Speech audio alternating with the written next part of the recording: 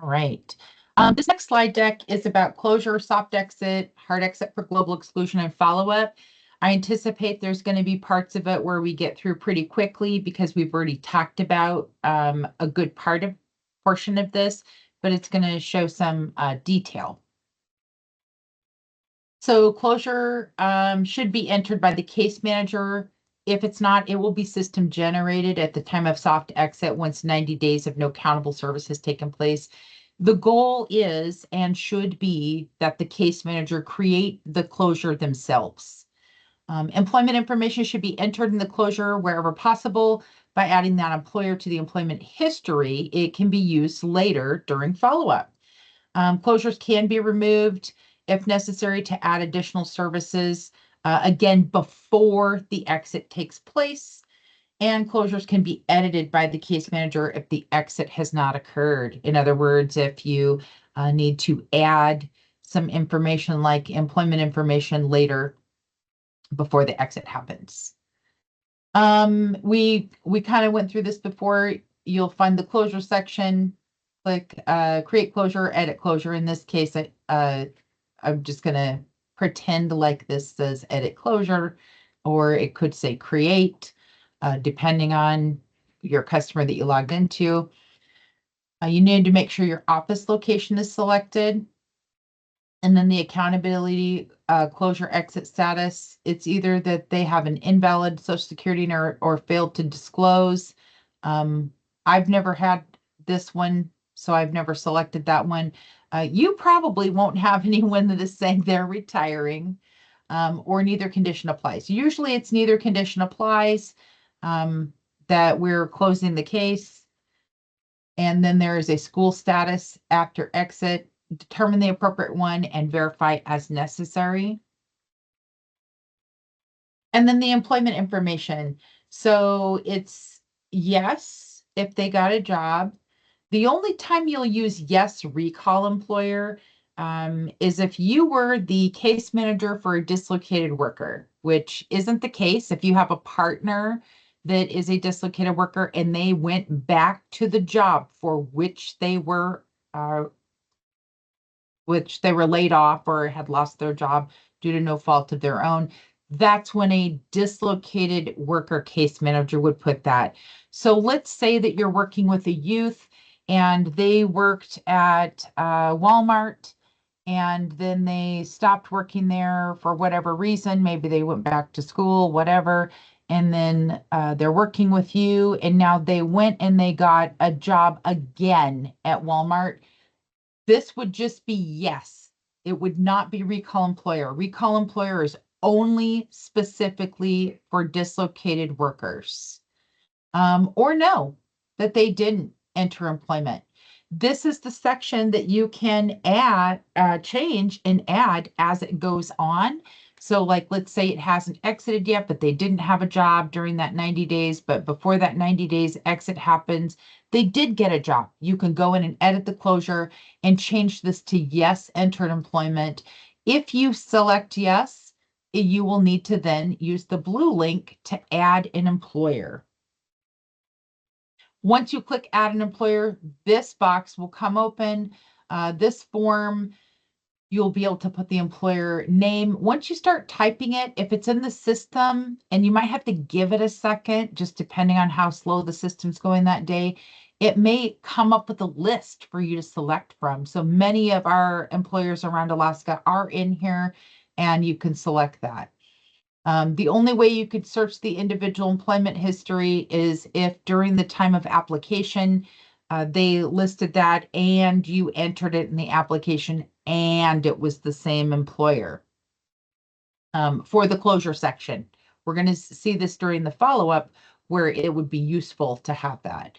As you go through, it will determine what you were required to put in by the changing of the asterisk. So right now, there's only this one asterisk. There may be additional asterisks as depending on what you're inputting. And then if there is a required verification, there would be an asterisk here and you could verify and then scan and upload if necessary. Primary contact information. And sometimes if you're having to enter that employer from scratch because it doesn't come up on the list, it may ask you to put in some different information, including a NAICS code for the industry. So what industry does that employer hire people?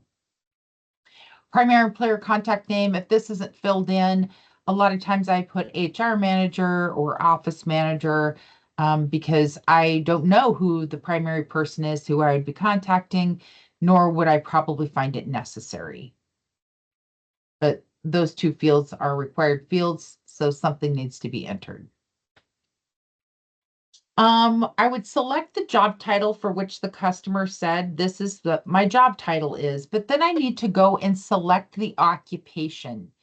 If training was involved, this is going to be important to determine, is this the ONET code for which they were trained? Are they going into employment that is similar? And I think they're looking at the first 5 digits when it says, is it related? That is for that person's job that they have received. So pay attention when you're selecting these ONET codes and say, is this what we thought it was going to be? Also, if they have a job that's just called customer service, sometimes you can drill these down. Is it a green job? Probably not, but it might be. You could look that up if you needed to for green jobs on, I think, ONET Online shows what green jobs they are if you looked up that information there. Salary frequency, how often did they get paid? And as you fill in this salary information, there will be more questions that may pop up to see, is it hourly? Is it monthly? And it will make more pop-ups. So pay attention as you're filling things in if new pop-ups come up with an asterisk on them. The job start date, if they're currently employed, you check the box to show they're currently employed. Later on in the fields, if you're doing this and they stop one job and start another one, you may have to go into the old job and put the job end date and the reason for leaving. And then we want to select the appropriate pieces here. So is this their primary employer? Do they get fringe benefits? This question you don't have to answer because there's no asterisks related to healthcare. Is it covered by unemployment insurance compensation? It's safe to say that if they're working for someone in a Fair Labor Standards relationship, that it's going to be covered by unemployment insurance, meaning that the employer has an employment security tax account and they are within the law and they are removing a little bit of that money from each person's paycheck and then paying their own portion in and paying it to Department of Labor as their employment security tax. So if someone did get laid off or lose a job, they could see if they had a benefit available through unemployment compensation. Entrepreneurial or self-employment, registered apprenticeship, is it active military service, and is it considered non-traditional employment?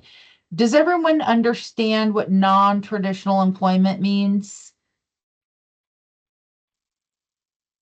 Just in case, I will mention it. This applies to both males and females, and it means that traditionally the occupation is primarily done by one or the other gender. So for non-traditional employment, if I had a male customer and they became a registered nurse, I would know that that was non-traditional for them based upon our labor market information.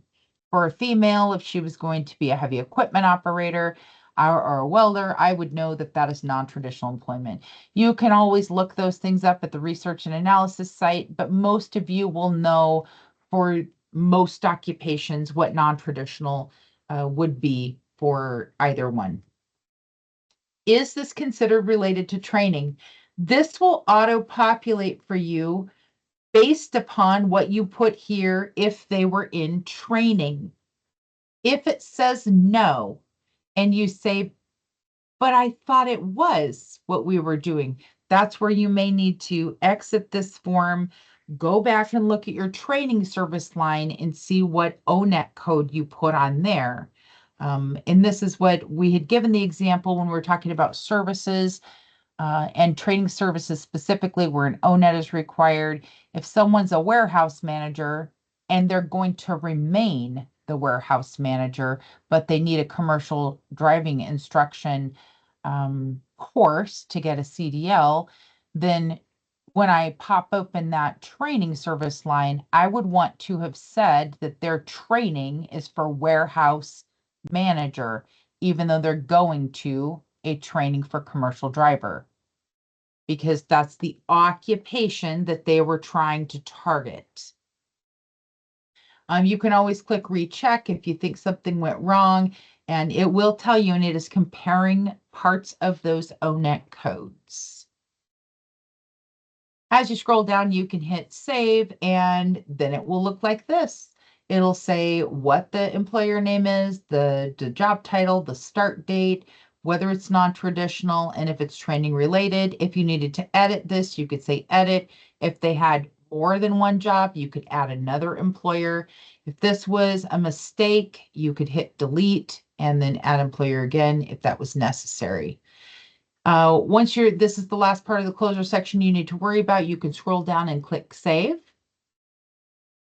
So that's the closure. Hard exit we talked about. These are the ones that we have to create because of a global exclusion. And again, there is another global exclusion that applies, and that is for youth in foster care, that the foster care has moved them to a different location. All right, to create that exit, you'll go to the exit section and then create exit or outcome. It's going to open a form and you'll need to select everything that is appropriate with a red asterisk. So your region, your office, the position is usually already defaulted for you. It will provide the exit date for you. It's looking at what the last countable service is. If you see this and say, wait a minute, I provided something after that, then you may need to go adjust your service lines. And then here would be the global hard exits. As you can see, here's that one in foster care and moved from area by the system.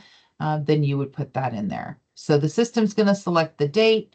You're going to select the drop down. Again, this is only if we are creating the exit. Usually the system does it for us after 90 days, but these are the ones that you would create only if they fell into a global exclusion category. Okay, the soft exit is the primary one. That's the one we usually see after there's been 90 days of no countable services across from all common programs. An exit will occur. It's called soft exit, and your customer moves from participant to participant in follow-up. If the soft exit occurred and you did not have all the data entered, it can cause a number of reporting issues, which can affect our performance measures and may require an explanation. Timely and accurate data entry is required to avoid any errors or reporting issues for exit. And once that soft exit has occurred, the follow-up section in the program will open, allowing for the entry of the 4 quarterly follow-ups. Follow-ups are required for the 4 quarters after the exit quarter for all customers that have soft exited. Follow-up information may be received from the customer or an employer. So you maybe get this through the SARA system, email, documented phone call. Maybe they came into the office and told you. Maybe they texted you, whatever it may be. Follow-up should be entered no later than 4 weeks after the calendar quarter ends. So we have a quarter ending on December 31st. We will have 4 weeks from then into January to get that follow-up entered. All right, so you can see that we have our exit outcome up here, and then the follow-up section opens. So if you are looking at one that is required, you can click on the blue hyperlink to open it. You can see this one has been completed, but here's one that needs to be done, and you can click on that hyperlink there. It should be completed between the first day of the quarter through 4 weeks after the end of the quarter. So if it was required by 3/31, we could input anytime between 1/1 and 4/30, basically. Any questions so far? Anything in the chat? Nothing in the chat, but I have a question. Okay. If the first quarter that was completed, 3/8, this youth had a job and was working, and I had that information, and it was entered. For the third quarter, I have made 3 phone calls, and they're documented. Is it a rule where I have to say that they're no longer employed because I have not talked to them that second quarter, or can I carry the employment that was entered for the first quarter? Can I continue to carry that if my youth is not keeping up with me? But I do not know that they are no longer working. Yep. So I'm going to show you what that looks like. So that's a good question, Leslie, and I'm going to show you.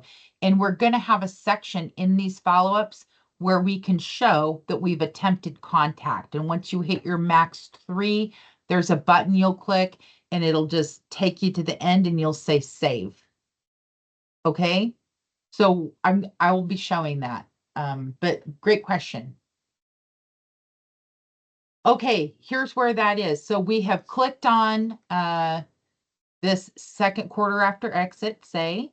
It opens the form, and at the top, there's contact attempts.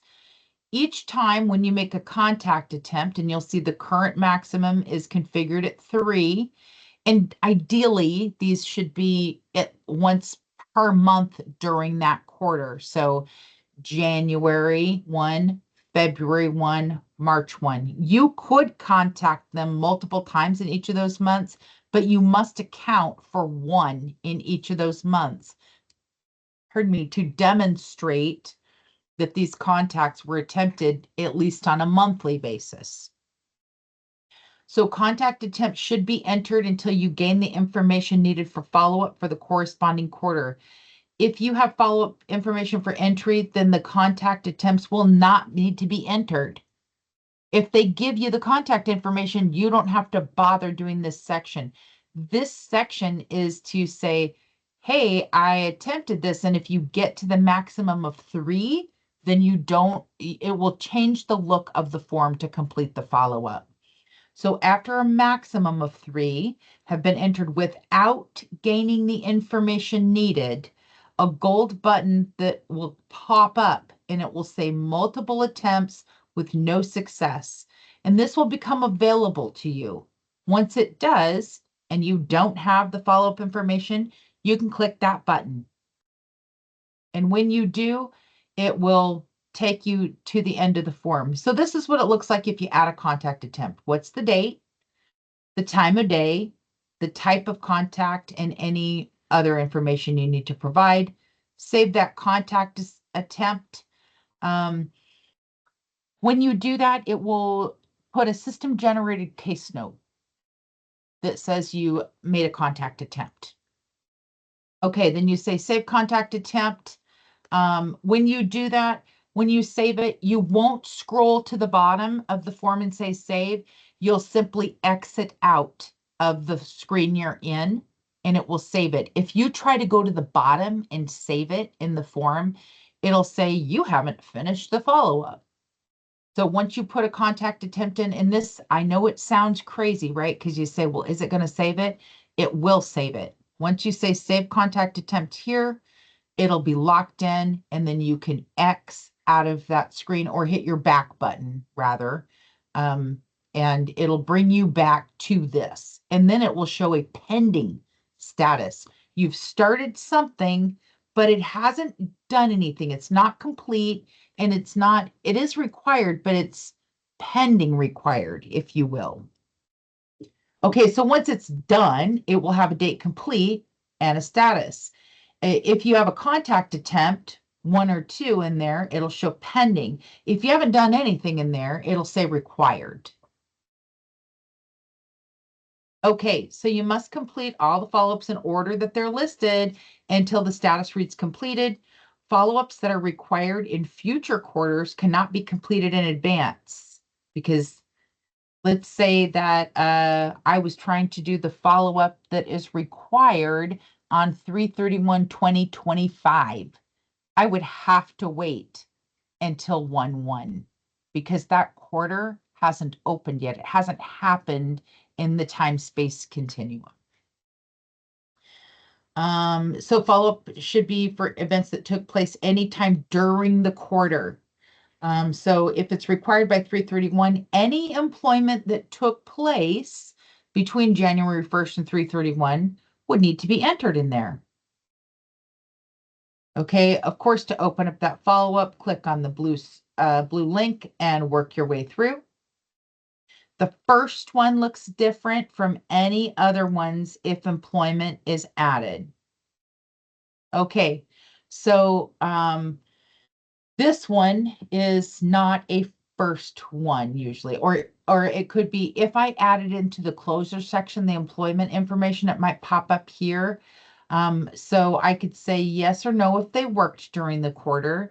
And Leslie, if you had done the 3 follow-up attempts and hit max attempts, then you wouldn't even be doing this. You'd scroll all the way to the bottom and say save, and it would finish it.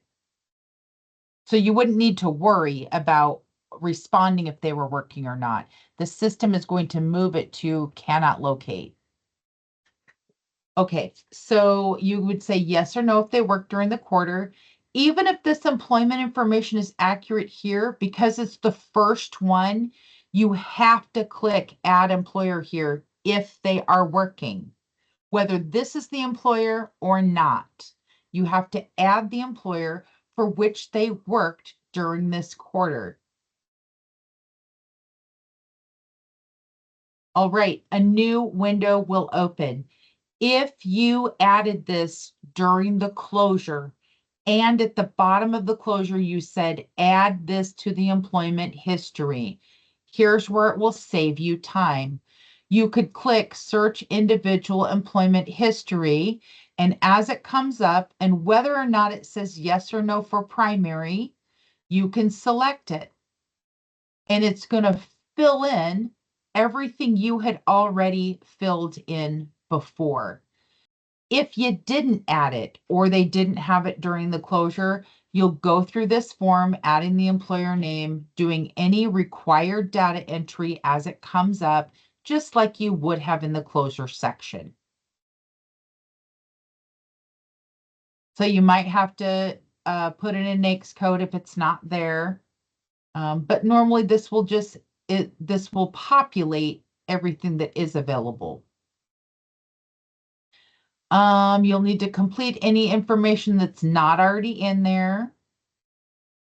And this would also be as if they only worked for part of that quarter. Then you would you would uncheck this currently employed and put whatever the end date was and the reason. Did something pop up in the chat, Leslie? Yes, Steve is asking, is it necessary to enter the employer in the closure section before you can put it in the follow-up section? Only if they were employed during the time of closure before exit. So we know that someone could get a job, even they didn't have a job at all, and then 6 months into follow-up, then they got a job. So you can add it in the follow-up section too. Doing it in the closure if they're working is only going to help you when it comes to the follow-up when you have to add that first employer. And then, of course, answering all the questions. And then I always say add to employment history. Even if it's in there, I want to make sure it's locked in. And then I'll scroll down and say save. That will then create this line, and it will say Q1, and it will give this information. If they worked for more than one employer during the quarter, add it by saying add employer. If they are working during a quarter and they ended in employment, go in and find the last one you have. This is for Q1, edit it and put that end date in there. You got to answer the education during the quarter. What education were they in? Occupational skills training, post-secondary, secondary, or no placement. So select from the drop down. The actual date of the follow-up. When did you get the information? When was it provided to you? Put that date in there. The contact type, use the drop down, select it. If you selected other, you will have to type in what it was. Their grandma told me, whatever it was. Status at follow-up. The only time you will use this is that you will use it by making a selection is if that person during follow-up becomes a global exclusion. Then you will use this. If you have used your 3 contact attempts and then push the button that said max attempts reached, this will change it to cannot locate. It'll change it for you, and you'll just be scrolling past that to save it. So then you go and you save. If employment information was entered in one follow-up, the next time you go in to do the second one, you're going to have this little extra piece on the outside. So do they work in the quarter? Use the primary employer from the previous quarter. I can look down here and I can say, yes, this is the one I want to use. So I say yes. And then my verify becomes available out here. And I verify. I don't need to do anything else here if I'm using the same employer. Even if they still work for their primary employer and I say yes here, but they also got another part-time employer, I can still add it if I want to, or if it is necessary because they are working, but I still have the option to add it. So I could do that. And then I'll scroll through, say the school status and then save. Okay, so how do I know when to follow up? Alerts. The report that we looked at, the follow-up report. Okay, questions?